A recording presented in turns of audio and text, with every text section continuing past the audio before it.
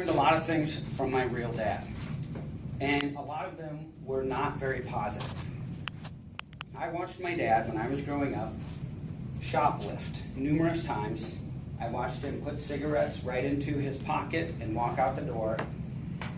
One time I was shopping with him, and he was trying on a new pair of shoes, and he put the new pair of shoes on right in front of me, put his shoes into the box, and we walked out of the store. And at one point, I saw my dad take apart the whole dash of our car and turn the mileage back so he could get a better value for the car when he traded it in. My dad was not an honest man.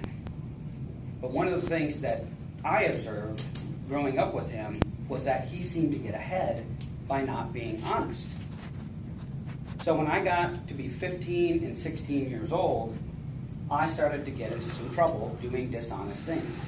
Stealing things, taking things that didn't belong to me, destroying things.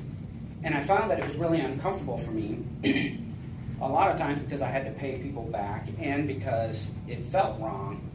But I didn't have anything to really drive home the meaning of honesty for me. Until my stepdad took a lot of time with me and sat and talked with me. Now my stepdad, Goozer, was what he was affectionately known as. His only tie to me was a conjugal tie. He had no responsibility to me whatsoever. I was 16 years old. But he would always sit down and he would talk to me and say, honesty is the best policy. Easy to say, harder to follow through with. So there I was one day. I was driving home in my old Ford pickup on a concrete road where it meets the gravel road. And I'm going to turn off and I'm going to drive about a mile on the gravel to our house. Well, I came in a little bit too fast to turn on the gravel road, and when I hit the gravel, my truck slid forward and I bumped the stop sign that was sitting on the side of the gravel road. While this road was normally very busy with farmers and truckers driving on it, by the time I had stopped, got my truck stopped and backed up onto the road, there was nobody around that sign. Now, I did not have a lot of money at this time. I was 16 years old and I had just bought my first vehicle, and I was still dealing with some of the trouble I had gotten into. So the last thing I wanted to do was to get caught breaking the sign off. I looked at the front of my truck and there was no damage. My bumper bumped the sign, broke it clean off. So I backed up, I drove down the gravel road, and when I got home, something inside me would not allow me to let this hang. So I went to my stepdad, and I said, Goozer, I'm not sure what to do. There's no way I can call in and say that I did this, because now, not only did I wreck the sign, I've left the scene of an accident. But I was thinking maybe you could call, or I could call anonymously, and we could let somebody know that the stop sign is broken. My stepdad sat there for a minute, and he shook his head, and he said, that's not going to work, Studley. That was his name for me. He called me Studley, and he said, that's not going to work. You need to call, and you need to tell them what you've done. I was nearly in tears, saying, Goozer, there's no way I can do this. That sign has got to be at least $100 to fix or more, and I'm going to get in trouble, and I can't afford to get in trouble. Well, I vacillated back and forth, and he never wavered. He never threatened to make the call himself. He never told me I had to do it, or else, but he just sat there and held fast. Finally, I decided I was going to make the call, and I said, I'm not sure who to call. And he said, well, you call one of our county commissioners. Here's his name.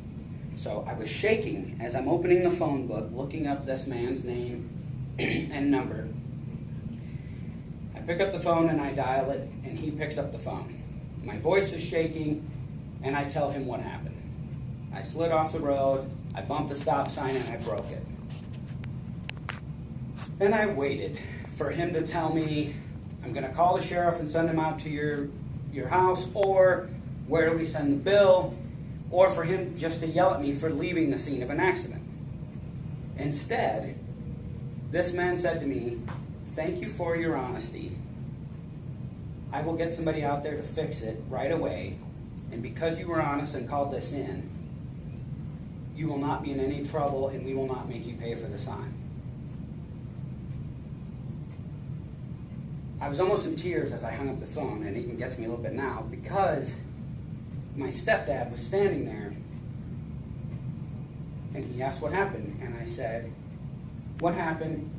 And he said, honesty is the best policy, no matter what.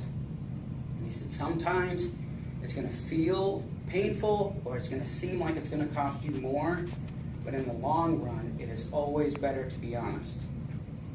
That one incident in my life has influenced me every single day since then. And I can say there have been times where maybe it was uncomfortable, but because of my stepdad and the stop sign, I have held fast that honesty is always the best policy. And that is the lesson that I took away from that incident on the side of the road when I drove too fast and hit a stop sign. Mr. Toastmaster.